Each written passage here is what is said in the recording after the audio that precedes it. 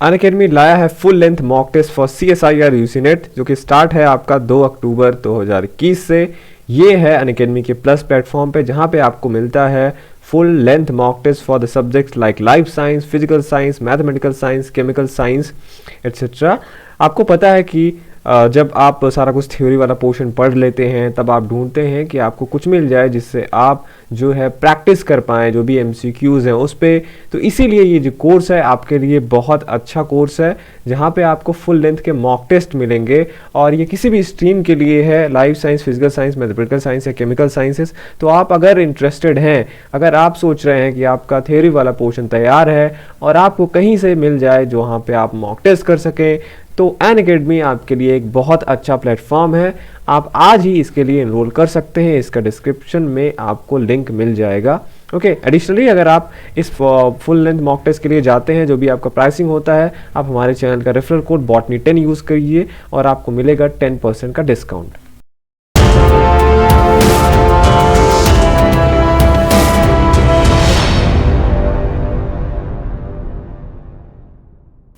Hello friends, welcome to channel masters of botany. Again मैं हूं आपका दोस्त विनय कुमार सिंह। क्वेश्चन नंबर 40 तक हो चुका था, जो हम राजस्थान का जो भी पेपर हुआ था असिस्टेंट प्रोफेसर का, उसका पेपर सेकंड का हम सोल्यूशन दे रहे थे आपको। क्वेश्चन नंबर 40 तक हो गया था। आते हैं क्वेश्चन नंबर 41 पे। In which of the following DNA molecules are copied using the rolling circle replication processes. तो आपको ये पता होना चाहिए कि जो रोलिंग सर्कल रेप्लिकेशन प्रोसेस है,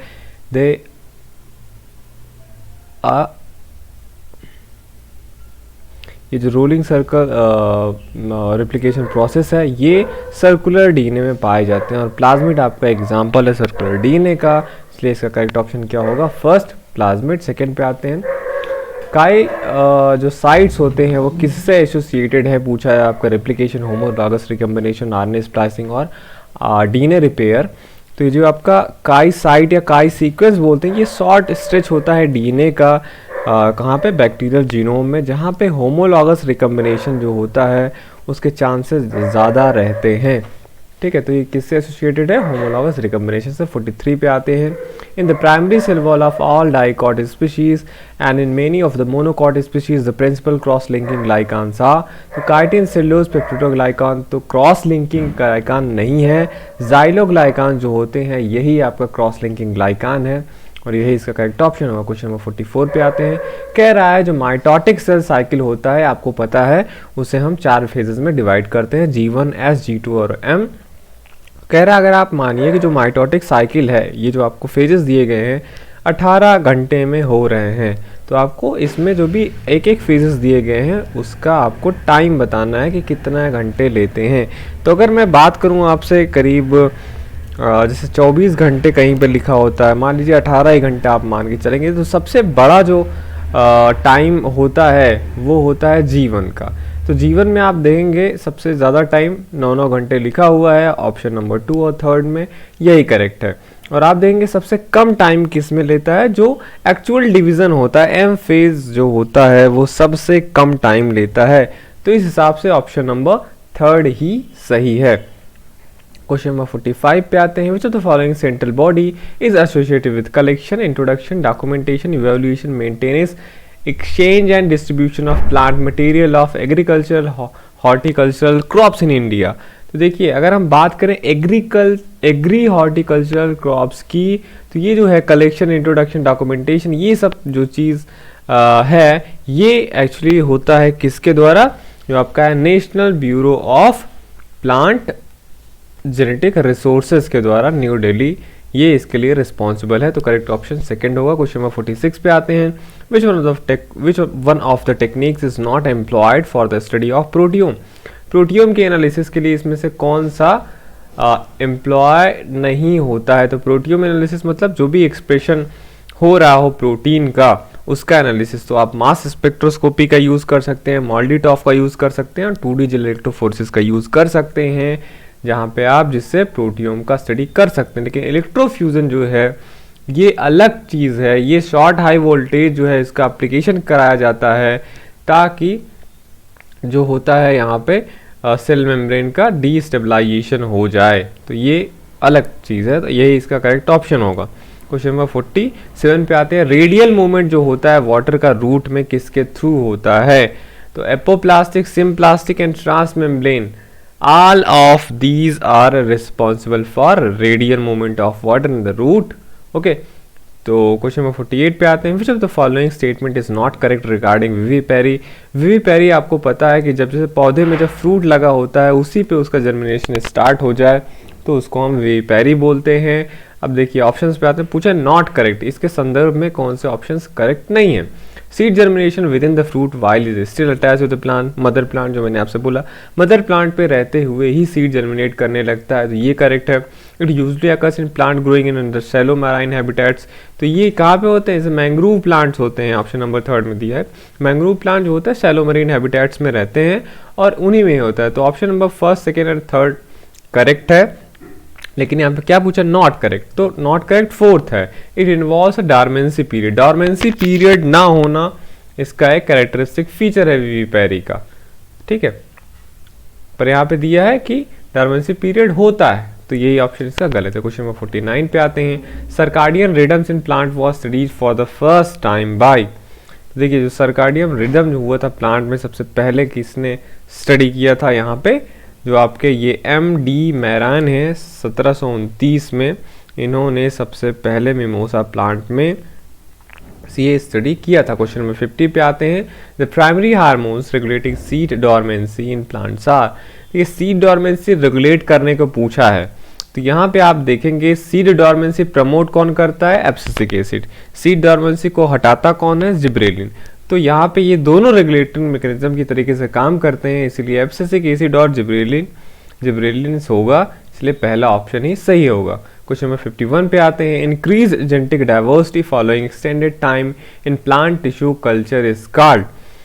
तो ये बहुत पॉपुलर है कि जो जेनेटिक, ये भी बहुत पॉपुलर क्वेश्चन है, जब जेनेटिक डाइवर्सिटी जो होता है प्लांट टिश्यू कल्चर में जब आप थोड़ा सा टाइम बढ़ाते हैं तो जेनेटिक डाइवर्सिटी क्या होती है? इंक्रीज होती है। ये कहलाता है आपका somaclonal variation. Okay, question number 52 पे आते हैं, which of the following pairs represent physical mutagen. Physical mutagen, chemical mutagen वो आता है। अब देखेंगे आप जैसे एक्स रेज है और अल्ट्रावायलेट रेज है, इन्हें हम फिजिकल म्यूटेजेंस बोलते हैं।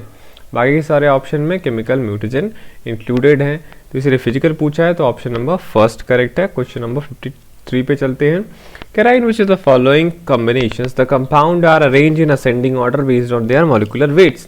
मॉलिक्यूलर वेट्स को आपको बढ़ते हुए क्रम में बताना है, तो एडेनिन मोनोफॉस्फेट, डी ने तो सबसे बड़ा है इन सब में।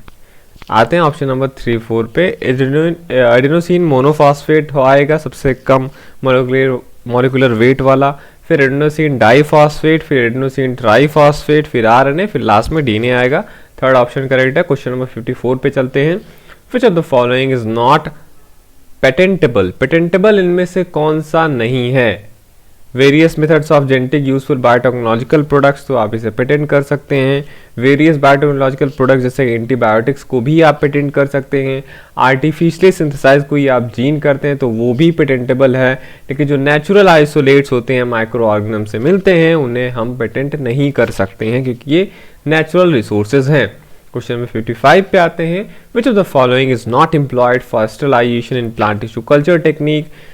प्लांट टिश्यू कल्चर टेक्निक में स्टरलाइज एनवायरनमेंट बनाने के लिए ये सारे जो भी इसमें इंस्ट्रूमेंट यूज होते हैं उसका हम स्टरलाइजेशन करते हैं, तो उसके लिए आप इथेनॉल का यूज कर सकते हैं, ऑटोक्लेव का यूज कर सकते हैं, हॉट एयर ओवन का यूज कर सकते हैं, लेकिन थर्मामीटर का काम स्टरलाइजेशन का नहीं है, वो टेम्परेचर नापने के लिए होता है। इसलिए इनकरेक्ट क्या है? यही है।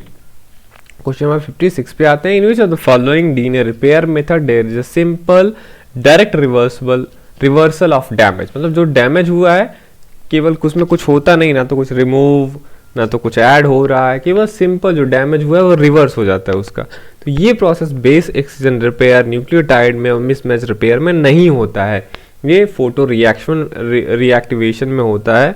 जो डाइमर बनते हैं, पिरिमिडीन डाइमर बनते हैं, ठीक है, थाइमीन डाइमर बनते हैं। क्वेश्चन नंबर 57 पे आते हैं, अल्टरनेटिव जो स्प्लाइसिंग होती है मैसेंजर आरएनए का, कह रहा है वो इंपॉर्टेंट रोल अदा करता है वैरायटी ऑफ यूकैरियोट्स में, उनके प्रोसेस में क्योंकि ये रेगुलेट क्या करता है, अल्टरनेटिव स्प्लाइसिंग से पूछा है होता क्या है, क्या करता है, gene expression and protein diversity, termination of polypeptide chain, transfer of amino acid to tRNA और attachment of poly A tails to hnRNA. तो देखिए अल्टरनेटिव स्प्लाइसिंग का मतलब जो मैसेंजर आरएनए आपका बना, पहले एचएनआरएनए होता है, उसमें स्प्लाइसिंग होता है, फिर आपका मैच्योर आरएनए बनता है।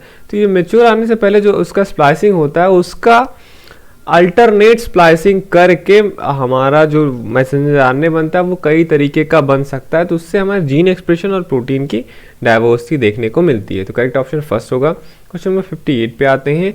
The vernalization treatment is perceived by, vernalization treatment हम करते हैं सीड्स वगैरह का ताकि वो ग्रो करे। कह रहा है परसेप्शन पॉइंट क्या होता है उसमें, ड्राई सीड्स करते हैं, लीव्स या रूट्स। देखिए जो शूट अपेक्स होता है वो परसीव करता है वर्नलाइजेशन का ट्रीटमेंट। क्वेश्चन नंबर 59 पे आते हैं। Wobble hypothesis is related to, wobble hypothesis किससे रिलेटेड है, तो वोबलिंग आपने पढ़ा होगा, ये रिलेटेड है किससे, जेनेटिक कोड का। जेनेटिक कोड जब आप पढ़ते हैं वहाँ पे आपको वोबल, क्योंकि वो जो लास्ट वो होता है कोडॉन्स में लास्ट आपका जो बेस होता है, एक्चुअली वोबल हाइपोथेसिस क्या स्टेट करता है कि 5 एंड पे जो एंटी कोडॉन होता है वो जो अदर दो होते हैं उनसे बेसिस से, जो पहले के दो बेसिस होते हैं वो ज़्यादा मायने रखते हैं कौन सा आपका एमिनो एसिड बनेगा। लास्ट वाला में चेंज होने से लगभग जितने जेनेटिक कोड्स हैं मोस्टली 3-4 जो एक ही वो बनाते हैं, एमिनो एसिड बनाते हैं, तो इसको वेबल हाइपोथेसिस बोलते हैं। तो ये जेनेटिक कोड से रिलेटेड है। क्वेश्चन नंबर 60 पे आते हैं। Who gave the idea of developing artificial seed for the first time, who gave the idea of developing artificial seeds for the first time. कह रहा है कि जो आर्टिफिशियल सीड बनता है उसका आइडिया सबसे पहले किसने दिया था, तो ये आपका जाता है इसका क्रेडिट मुराशिगे को। मुराशिगे जो है 1977 में इन्होंने ही आर्टिफिशियल सीड का प्रोडक्शन के लिए आइडिया दिया था। ओके, तो बाकी के जो क्वेश्चंस हैं उन्हें मैं कवर करूंगा इसके अगले पार्ट में। देखते रहिए आप अपना channel masters of botany. Thank you for watching this video.